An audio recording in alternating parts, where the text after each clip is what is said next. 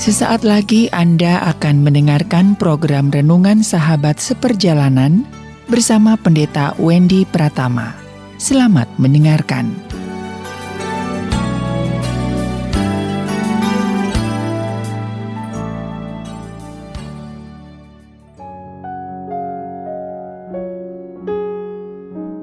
Selamat berjumpa kembali di dalam layanan audio Sahabat Seperjalanan. Hari ini adalah hari Senin 27 Desember 2021. Renungan kita bertemakan mengubah capek menjadi mencapai.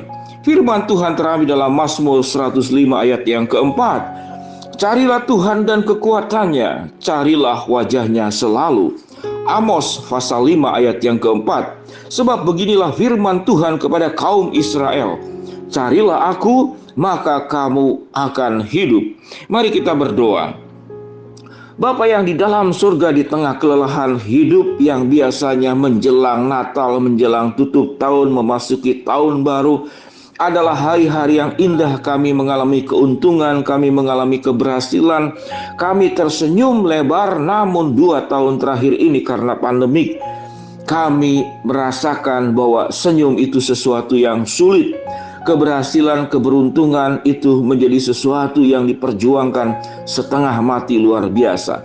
Biarlah firman Tuhan saat ini boleh menguatkan kami. Dalam nama Tuhan Yesus kami berdoa. Amin. Sahabat seperjalanan, mengubah capek menjadi mencapai. Kita tahu bahwa kehidupan selama pandemik 2 tahun ini merupakan masa-masa yang sulit, masa-masa yang berat, masa-masa yang membuat pundak kami itu harus terus menanggung beban. Sekalipun merasa letih dan tidak sanggup lagi, beban itu tetap tidak berkurang, bahkan mungkin bertambah.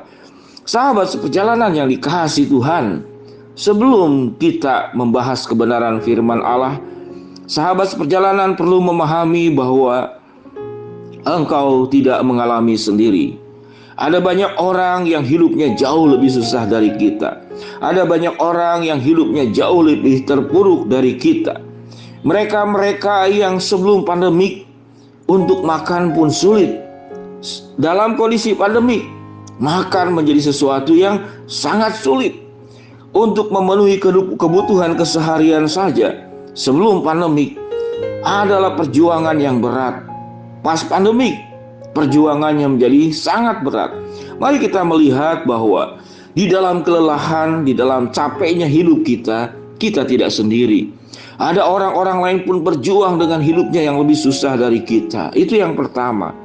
Yang kedua, sahabat seperjalanan, bahwa firman Allah mengajarkan kita kelelahan kita, beban hidup kita, beratnya perjalanan langkah kita. Engkau tidak berjalan sendiri. Yang pertama tadi, engkau tidak sendiri. Ada orang-orang yang lebih susah dari dirimu. Yang kedua, engkau pun tidak sendiri.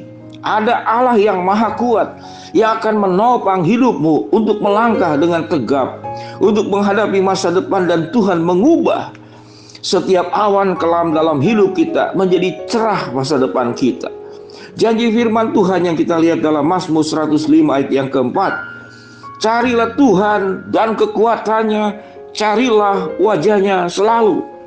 Pada saat kita menghadapi problem dan masalah, apa yang kita cari? Hikmat bijaksana kita, kekuatan kita, itu memang tidak masalah. Tuhan memberikan kita berpikir hikmat yang ada pada diri kita untuk digunakan.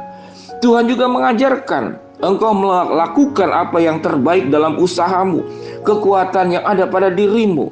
Namun di atas segala sesuatunya, apa yang Tuhan katakan?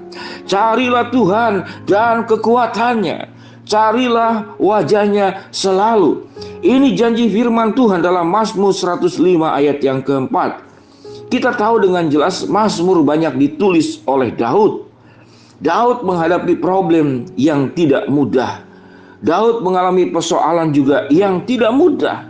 Sekalipun dia diangkat raja, sekalipun dia mengalami kejayaan demi kejayaan, sama seperti hidup kita.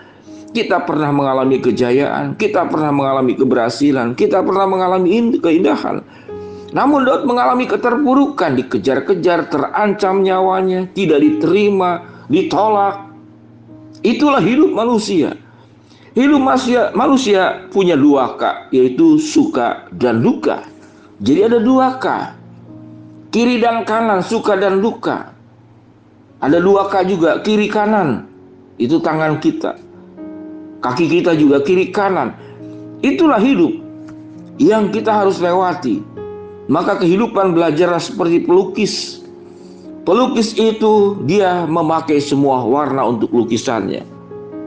Merah, kuning, hijau, pink, oranye. Ini warna-warna cerah sebagai seorang pelukis. Namun pelukis mengatakan yang membuat warna itu menjadi indah, yang membuat lukisan itu menjadi luar biasa. Ini para pelukis yang menyebutkan. Saya pernah bertemu dengan seorang pelukis, satu lukisan itu 20 juta paling murah, 40 juta, ada yang sampai 100 juta lebih.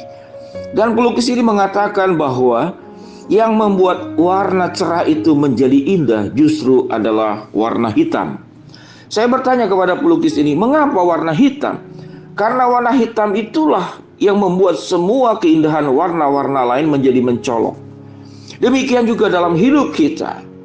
Allah izinkan kegelapan, Allah izinkan susahnya hidup, capeknya hidup, lelah letihnya hidup.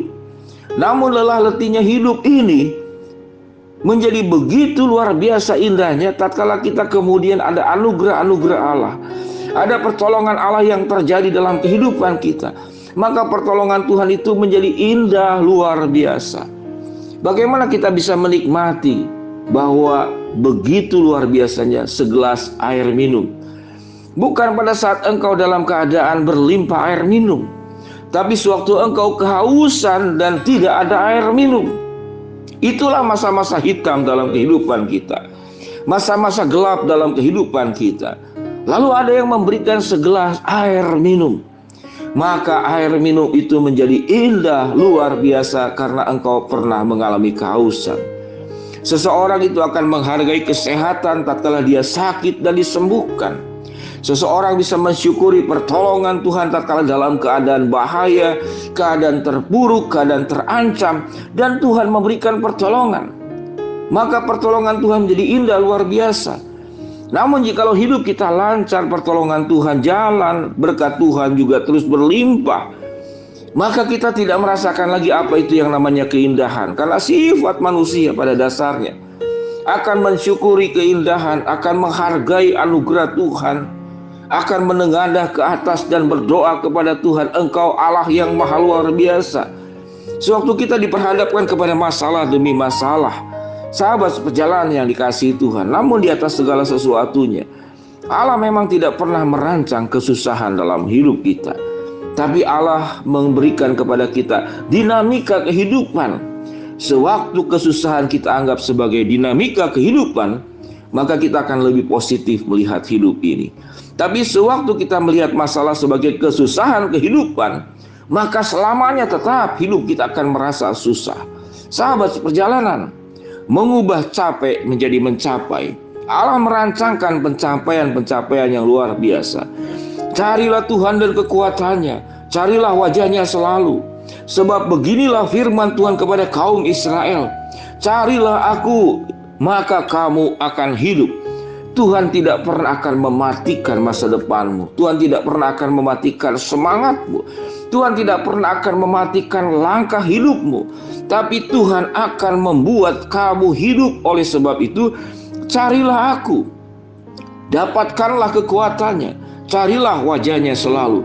Maka Tuhan akan mengubah lelahnya hidup, letihnya hidup, capeknya hidup menjadi mencapai kemenangan demi kemenangan. Sahabat seperjalanan, tetap kuat di dalam Tuhan menghadapi tutup tahun dan menghadapi tahun yang baru bersama dengan Tuhan.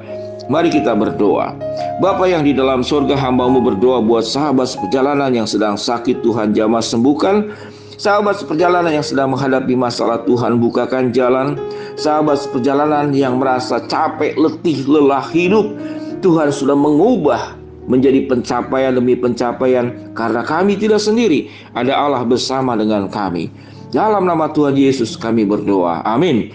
Shalom sahabat perjalanan yang dikasihi Tuhan, tetap kuat menutup tahun dan membuka tahun yang baru bersama dengan kekuatan Tuhan. Shalom, Tuhan memberkati kita semua. Amin.